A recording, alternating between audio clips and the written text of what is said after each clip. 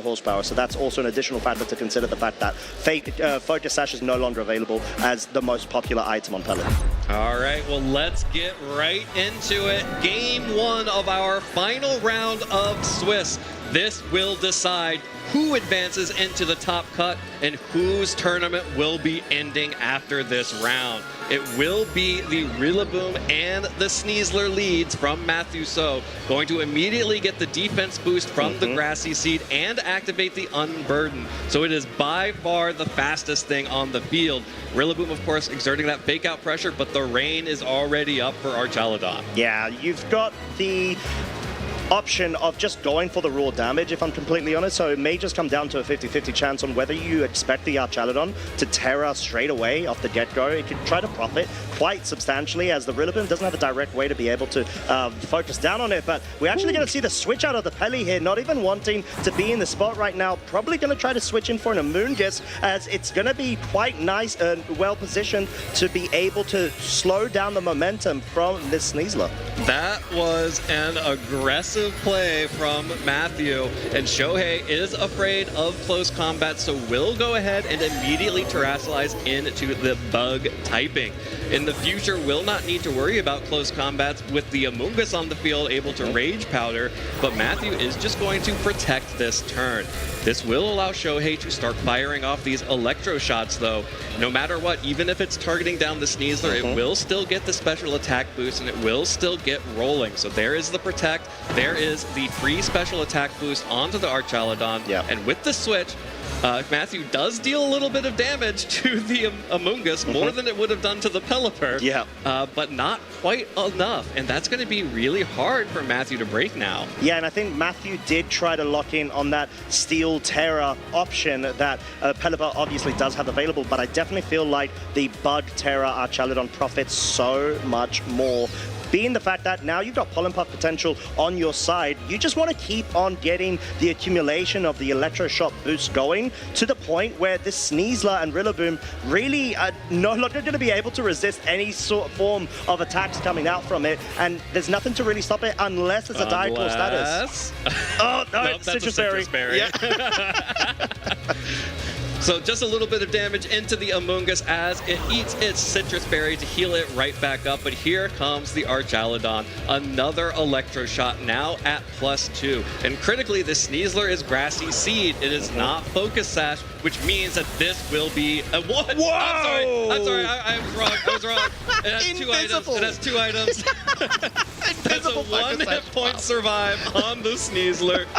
But unfortunately for Sneasler, it is now put to sleep thanks to the Spore from that Amoonguss. Very wise for Shohei to still lock in the Spore into the slot as well, just to guarantee that slot is completely locked down. But yeah, at this point, Dire Claw is your main threat if you're Shohei. You just want to be able to boost, get additional boosts going with the Electro Shot, and nothing's really going to stop you. So Matthew really needs to try to figure out a better strategy going up against this Archaludon. Perhaps waiting out Rain and having Volcarona in the back might be that option. Well, and Sneasler is forced to take the sleep turn after being spored by the Amoonguss. Actually working out really poorly for Matthew there, having this Pokemon that is just dead weight on the field. Here comes another Electro Shot, this time into Rillaboom, and you can see that it is starting to deal a lot of damage.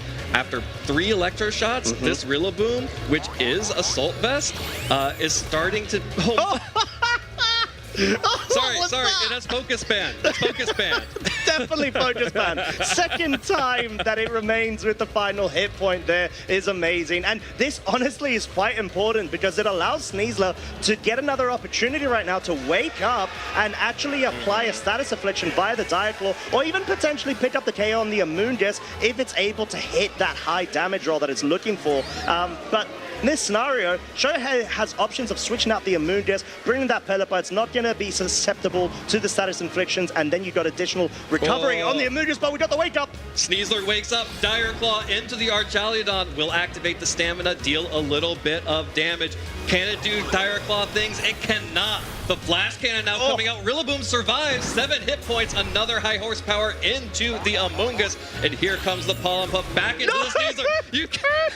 It's 9 damage every time. Sneasler surviving. And this is wild. That first turn, Matthew probably felt, oh no, why did Sneasler survive? Now I'm stuck with this Pokemon that's asleep and can't do anything. But now he's going to get 2 Dire Claws off into Shohei. Yeah, and I can't. It's just too much to handle, clearly. But I feel like Grassy Focus Band is too strong. Apparently so, but Chaladon just keeps on becoming such a big threat now that it's got additional boost. Rain is just about to finish, actually, and Pelipper could easily switch in, get that really good synergy. As we mentioned, proc the Regenerator ability on the Amoonguss, and at that point, what's really to stop Shohei's momentum if it's not for the Dire Claw? That's why the Amoonguss keeps on trying to focus and not go for the redirection, which actually does apply for the first time this time round. Yep, there is the Rage Powder, and Amoonguss has to go down, takes the Dire Claw. Sneasler hanging on by a thread, picks up a KO, and Shohei has now switched over to the Electro Shot.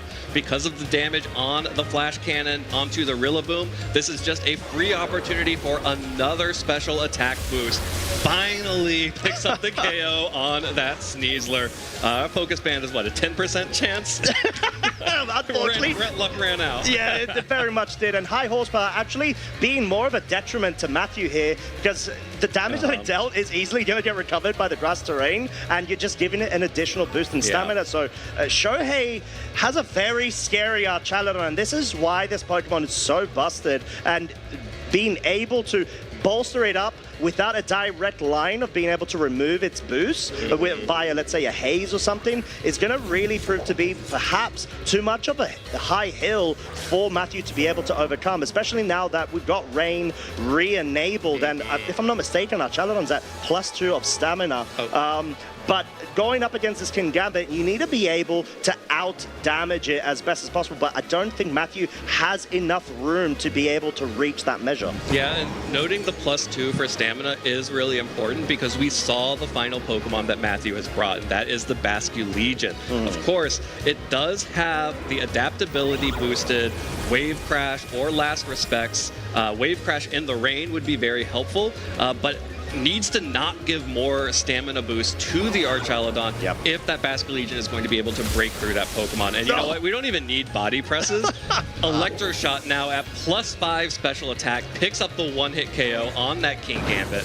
While Rillaboom is going to get some damage off onto the Pelipper finally, and there's a great play there from Shohei, realizing that the only way to lose here could be a faster Pokemon like that Choice Scarf Basculegion. Yeah, and I think you're going to have to try to rely on Last Respects crit at this point and just hope that the Pelipper actually tries to focus down on the Basculegion, can't pick up the KO, understandably. Rillaboom focuses into the Pelipper and maybe picks up KO, but I don't think it can at this point because you've lost the grass terrain. And at this situation, you don't have as much resource availability that you need to be able to push away through this. And it doesn't even outspeed, unfortunately, because of the Tailwind being set. So this just seems like a wrap-up from Shohei for this game 1. Yeah, that's going to be the 6th Electro Shot onto the Basculegion now. That's a one-hit KO there. And a great play from Shohei in that last turn, recognizing needs to set the Tailwind. Also, doubly, does not want to knock out this Rillaboom and continue to boost the base power of Last Respects. Exactly. So Shohei,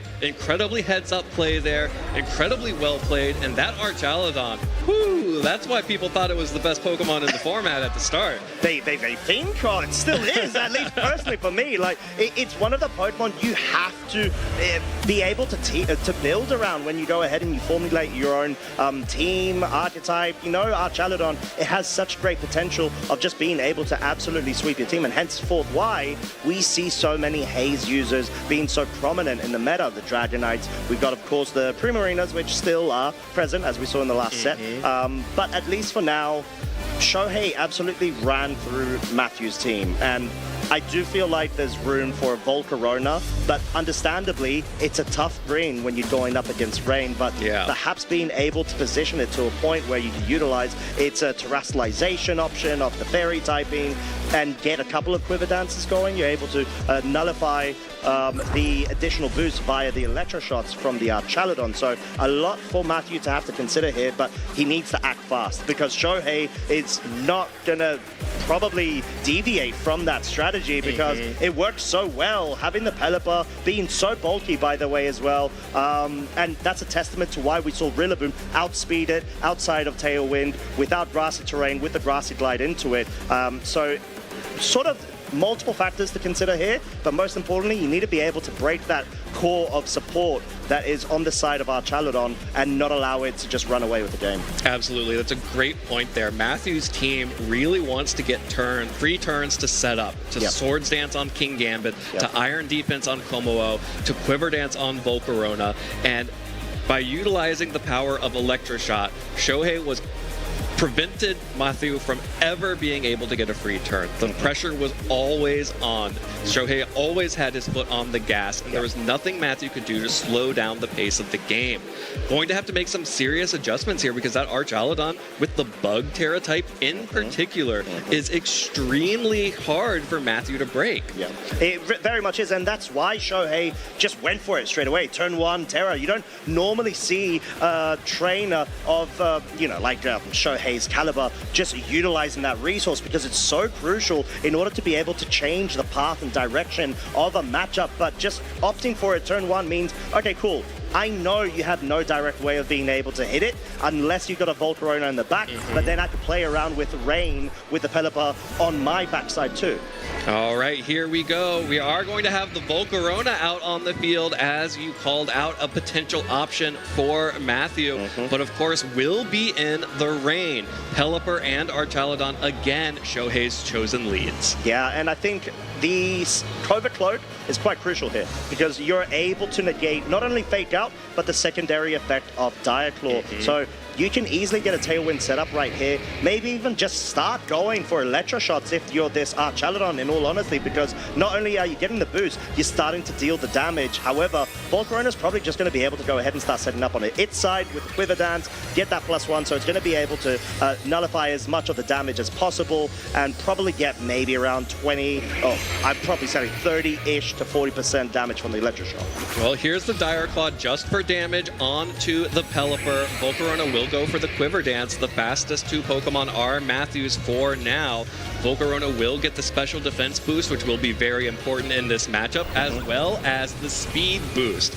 And now the Electro Shots start coming once again. Shohei powering up that Archaludon just like in Game 1 and launching that right at the Volcarona. Of course, keeping pace with the special defense boost and the Tailwind here, now able to make sure that it is keeping pace on the speed boost as well. Yeah, and I think the fact that Volcarona is a Covert Cloak set means it's probably going to have a lot more speed investment than your typical, because you want to be able to hit a couple of speed benchmarks. But most crucially there, we didn't see close combat go into the Archaludon, which could have dealt so much damage if Matthew anticipated Shohei not to go for the terrestrialization straight away. So you see Matthew respecting the Archaludon Terra quite a bit there, much to his detriment, because you were able to get so much resource of the remaining hit points straight off the bat, in fear, though, of that stamina boost. Yeah, we also have not seen the Grassy Seed activate, which means the Unburden boost had not activated yet.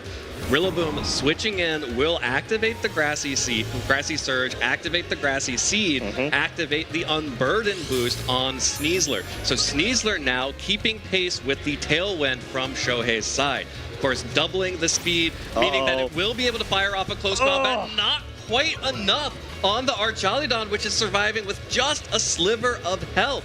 And that would seem like the Archaludon is in a bad place, but it gets a stamina boost. It's going to get another Electro Shot fired off here, and we've seen how much trouble Matthew had to do even that much damage to Archaludon in the past. Here comes that Electro Shot once again into the Sneasler. This time, it picks up the one-hit KO. The Focus Sash has gone away. Just the Grassy Seed this time around, and there is a Hurricane onto the Rillaboom. Big damage as well. Yeah, a couple of trades here. Unfortunately for Matthew, you sort of... It feels like you wasted a bit of a turn there with the Quiver Dance setup and you weren't able to profit as much as you'd like in combination with the terrestrialization too. But you do have the Volk back on the field. You were able to outspeed the Archaludon within Tailwind via the Unburden, but most crucially, Shohei just went ahead and disrespected, or should I say, respected Matthew's respect, if that makes sense, of the option to terrestrialize into the bug typing. But at this point, I feel like Shohei can still go forward, but it's going to be quite crucial if there's a Hurricane confusion. Perhaps the Pelipper can pick up on this Volcarona to slow it down, but no, the focus and the Rillaboom to get rid of the slot. Yep, just going to be Hurricane into the Rillaboom, so Rillaboom will go down here, but this does mean that our Chaladon has been flinched. Volcarona is just going for a Quiver Dance here, so Matthew is setting up to stall out the Tailwind and then try to sweep afterwards. Gets the speed boost, gets the special defense boost, gets the special attack boost, but this our Chaladon is still on the field, and the last Pokemon is a Choice Scarf Basculegion. This is going to be fascinating because I think what Shohei's building up to is a late game Basculegion sweep. You've got Tailwind, you've got Swift Swim and Rain still available, so there's probably the option of actually preserving the Pelipper at some point in order to bring the Rain back in later on in the game, as I'm sure the turns are starting to expire of Rain, because if you position yourself to the point Basculegion can swap and actually sweep, you just click buttons. Volcarona's going to go down. It's going to be outsped by the Tailwind Swift Swim. And there is the most important part of that strategy, preserving the Pelipper so that you can maintain the Swift Swim control.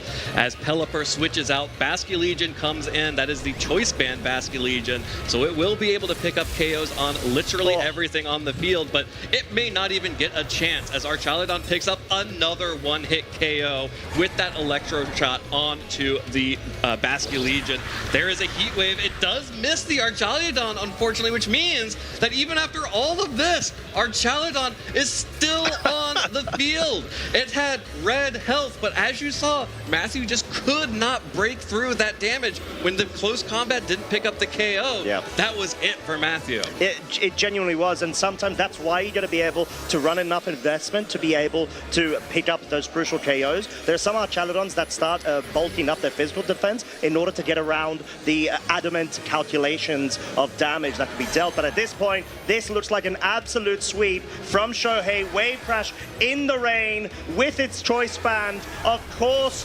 going to pick up the KO and get Shohei Kimura into the top cut of 2025 Latin America International Championships. I think that